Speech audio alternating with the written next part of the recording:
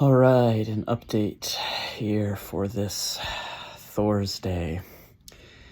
And when we think of Thor, we often think of lightning, we think of Thor's hammer, we think of Thor's exploits, and there's a sense that we think of storms as well. And all of this is bringing about this idea of density right now. It's coming up a lot in the energy. There's been a lot of density in the energy this week. And there's a kind of permeating through the spiritual community right now is a general association of density bad, lightness good. And this message is, I've talked about this before, but this message is a bit of a corrective to that. Because that leads us down into duality, and I do mean down. When we are stuck in duality, fear and worry comes up, because duality is about things fighting. So for instance, let's use a good Thor's Day analogy. There's thunder and there's lightning.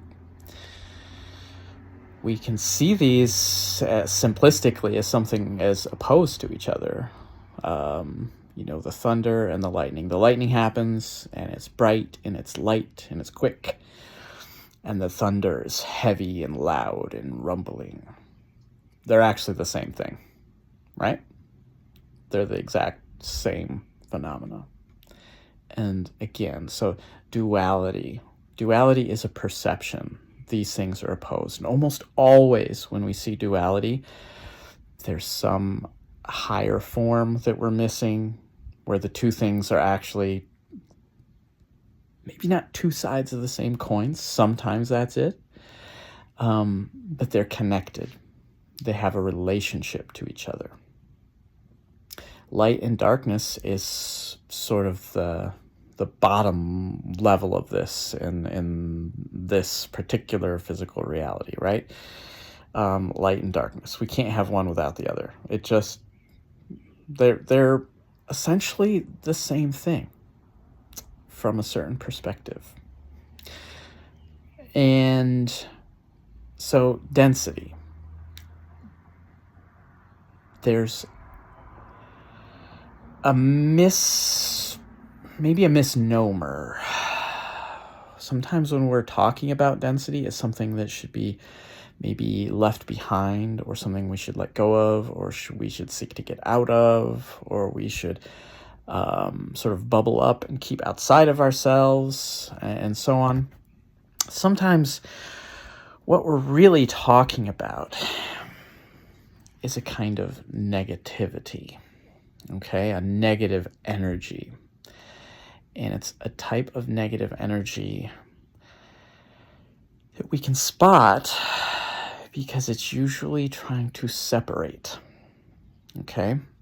And this is why I want to caution against thinking that density is always bad. Density is related to gravity. Let me tell you, gravity is good. In this particular reality, gravity is good. Gravity holds things together. Our very physical lives depend on gravity. It would not work without gravity. On a cosmic level, gravity is love. Love is gravity. Things clumping together. One of the densest parts of the human body is the heart. Some of the densest muscle is the heart. The spot in the body with, and I'm not a biologist, but I don't know if it's the highest, but some of the highest pressure is the heart. Okay, so when we're experiencing density, we're feeling something, yes. Is it bad? It's a feeling. It's a frequency. It's a sensation. Density in itself is not bad. Now, getting back to negativity, there is a negativity that can come off feeling as density very often, but not always. Sometimes it can actually feel like lightness, like we're getting separated from others, like it can be kind of a false freedom. Okay? A sort of damn everyone else type of freedom, right? And that is not what builds this reality in the light, in gravity, in love. That is a negativity that separates. You see, what we're really here to do is clump together. It's not to say that everyone has to clump together with everyone else, and everything has to clump together with everything else. No, that's not how density works. If you know science a bit, you know that centrifugal force, things spinning, can be used to get things that are alike to spin out together and to separate out and to be together with others like them. So density isn't bad. Negativity, this negative energy that I'm talking about, is something else. It tends to seek to isolate.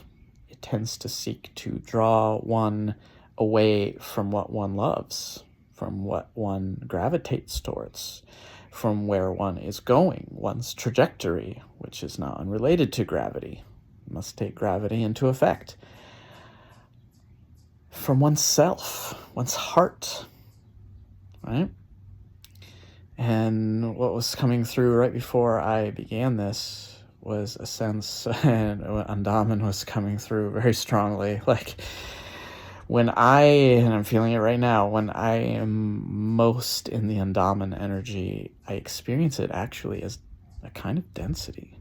It's not bad, but it's weighty, because Andaman is a spirit of ages and ages and ages of being, all culminated together. And that is weighty. It doesn't have to be physicalized for that to be weighty. And when he moves, when Andaman speaks, there's a weightiness to it. There's a sort of, no, we can't ignore that. I can't ignore that. It's not bad.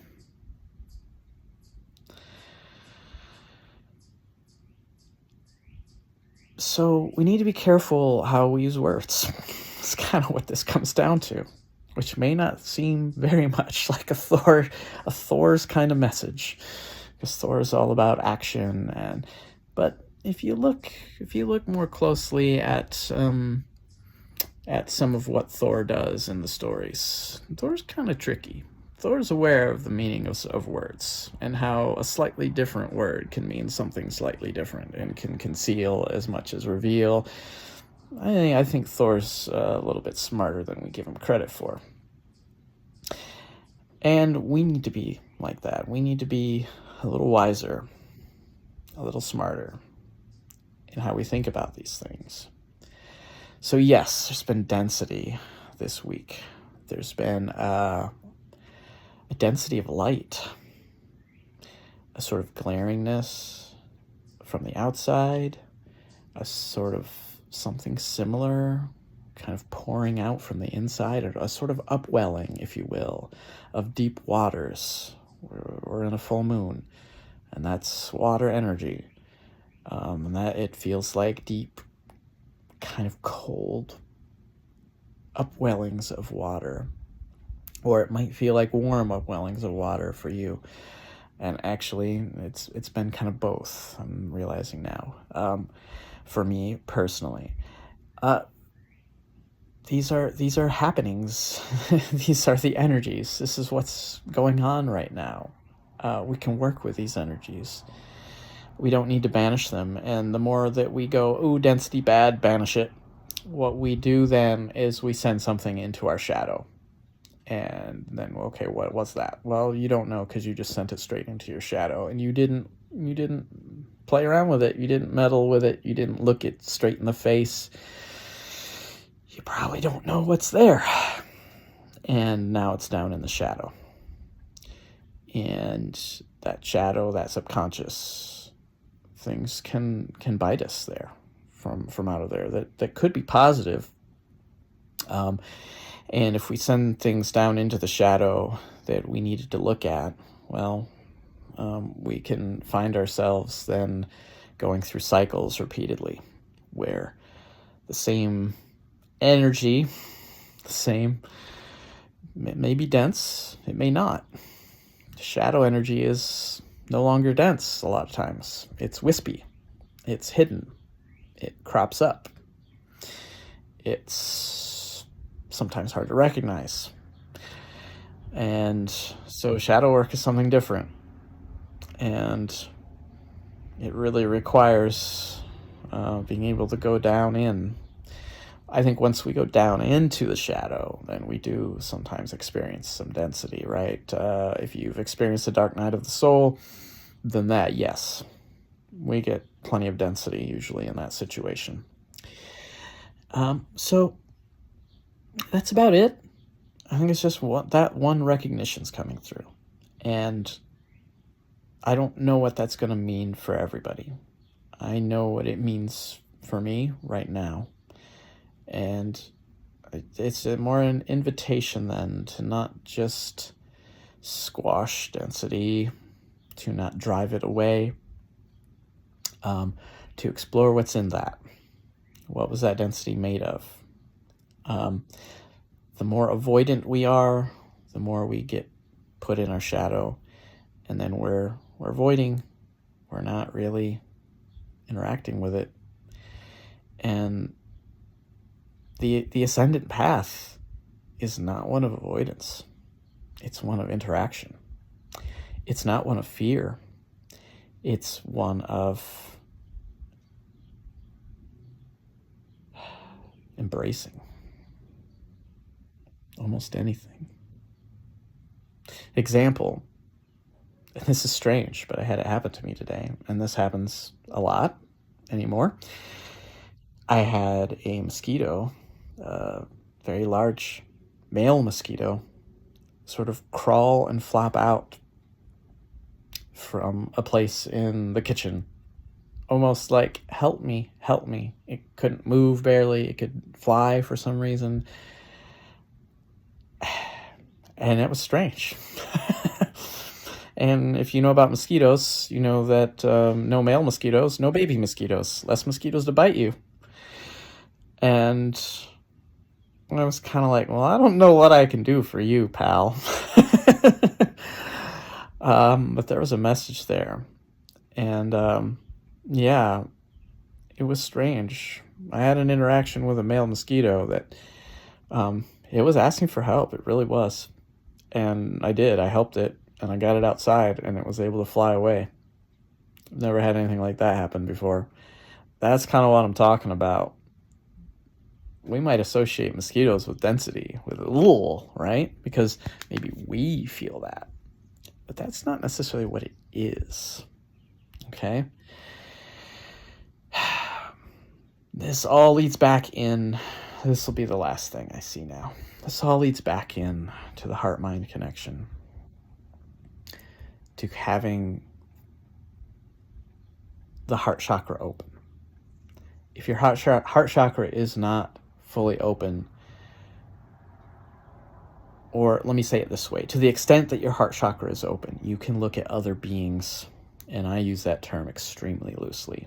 It could be a stone. It could be a dead tree. It could be, a grave site. It could be all kinds of things that we associate with death, right? Being itself. When our heart chakra is open enough, we can look around even at a mosquito and see it differently. And while the mosquito that's currently biting us, yeah, probably gets a swat. And while certainly mosquitoes cause all kinds of diseases for humans, and we have valid reasons to keep, to kind of battle that. On another level, those are beings. And we are all just souls going through a process of accreting ourselves, of accreting together with other souls, of becoming bigger and bigger, denser, heavier, weightier, more gravity, more love in our souls. That's what lasts. The irony is, the heart that is light as a feather is also taking all of itself onward. The heart that is heavier than the feather loses itself, doesn't continue onward. So, chew on that for a while. All right. Much love and peace. Been seeing peace being knocked. No, you don't understand peace then. Much peace. And all the light you can stand. Sending it your way right now.